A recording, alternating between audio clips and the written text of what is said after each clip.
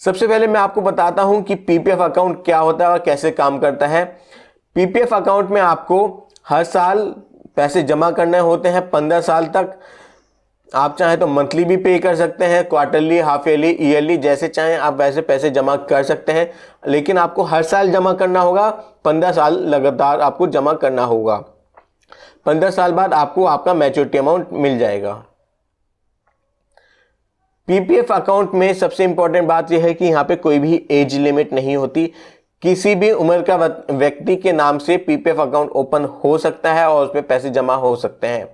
बस यहाँ पे ध्यान ये देना है कि अगर आपके बच्चों की एज 10 साल से कम है तो आप उनके नाम से पीपीएफ अकाउंट डायरेक्टली ओपन नहीं कर सकते, आपको उनके साथ जॉइंट अकाउंट ओपन करना होगा। और जब बच्चों की एज 10 साल से ज़्यादा हो जाएगी तब वो अपना अकाउंट, पीपीएफ अकाउंट खुद ही मैनेज कर सकते हैं, लेकिन 10 साल से पहले वो जॉइंट अकाउंट रहेगा। 10 साल के बाद वो अपना इंडिपेंडेंट सिंगल अकाउंट कर लेंगे पीपीएफ अकाउंट में।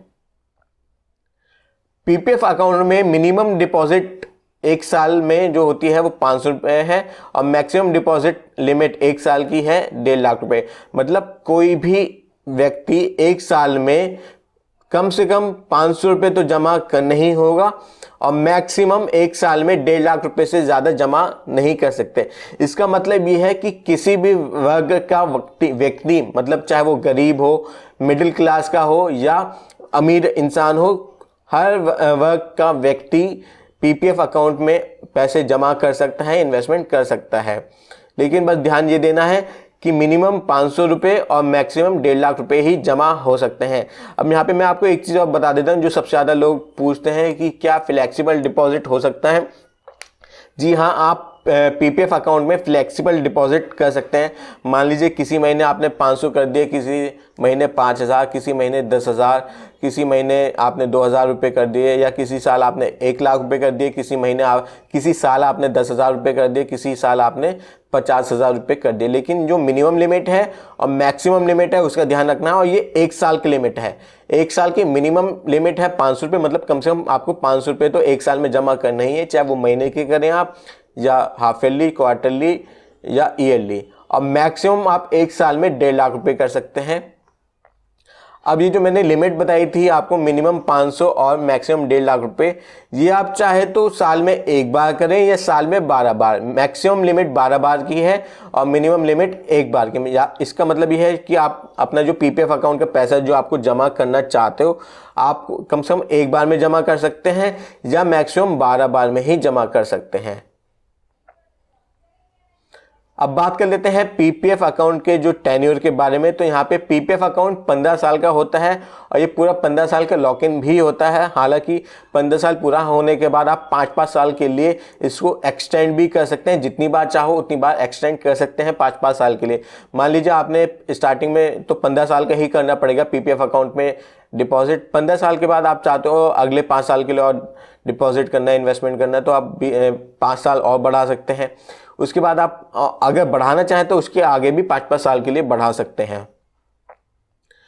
पीपीएफ अकाउंट में इस टाइम पे 7.9% का एनुअली इंटरेस्ट रेट चल रहा है, जो पूरा टैक्स फ्री है। आज की डेट 6 दिसंबर 2019 है। अब मैं बता देता हूँ, बैंक में भी यही इंटरेस्ट रेट मिलेगा और पोस्ट ऑफिस में भी ये इंटरेस्ट रेट मिलेगा।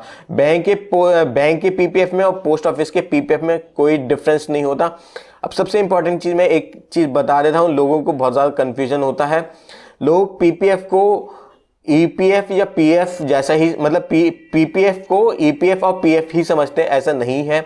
जिन लोगों के पास ईपीएफ या पीएफ है वो भी लोग पीपीएफ में अपना पैसा जमा कर सकते हैं। अब बात कर लेते हैं कुछ बेसिक जो इन्फॉर्मेशन है वो उसकी बात कर लेते हैं कि एक इंसान, सबसे पहले एक इंसान एक ही पीपीएफ अकाउंट ओपन कर सकता है। ऐसा नहीं होगा कि एक इंसान 2-2, 3-3 पीपीएफ अकाउंट ओपन कर ले, कि आपने बैंक में भी, आपके अगर मान लो 2 बैंक अकाउंट है तो आपने दोनों में पीपीएफ अकाउंट ओपन कर लिया, आपने फिर पोस्ट ऑफिस में भी ओपन कर लिया। ऐसा नहीं हो सकता। आप सिर्फ एक ही पीपीएफ अकाउंट ओपन कर सकते हैं, चाहे पोस्ट ऑफिस में करें या अपने बैंक में करें, लेकिन एक ही पीपीएफ अकाउंट ओपन होगा।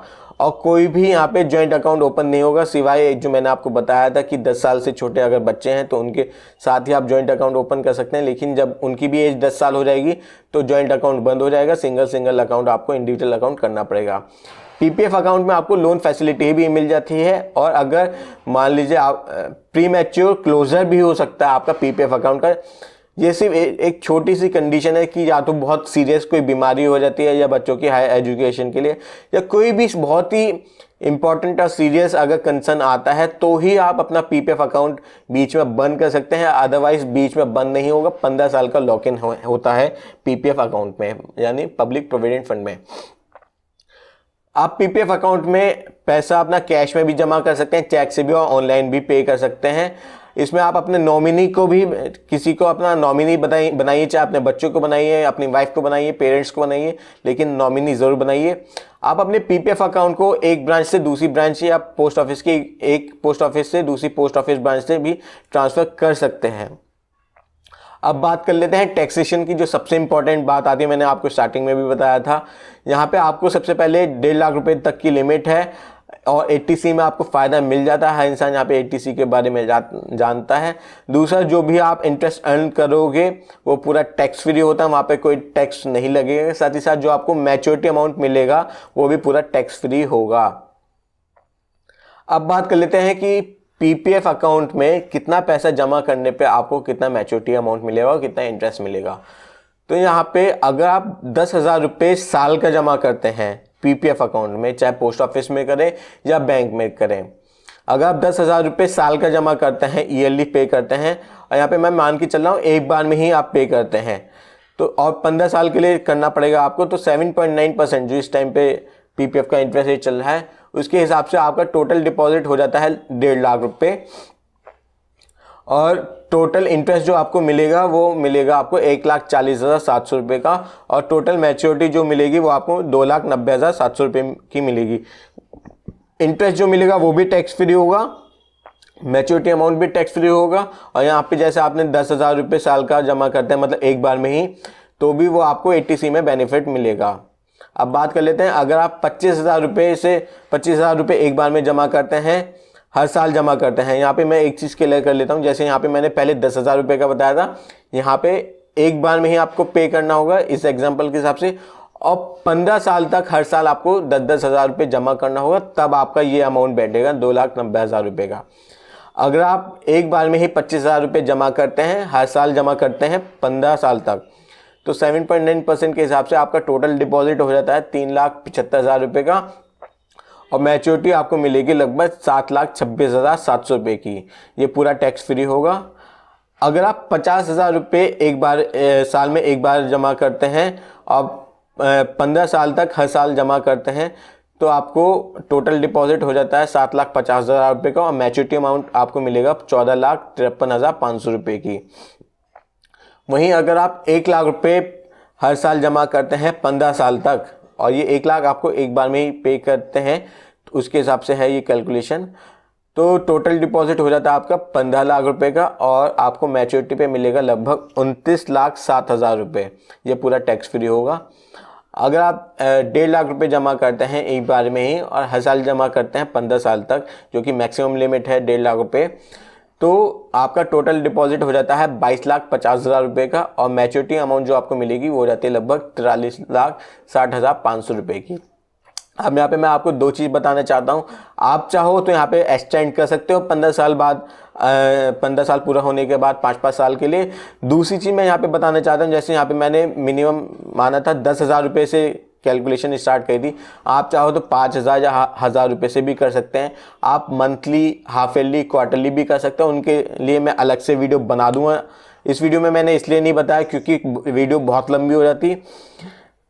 मुझे उम्मीद है आपको मेरी वीडियो पसंद आई होगी, और अगर आपको मेरी वीडियो पसंद आई है तो please like, comment and share भी कर दीजिए।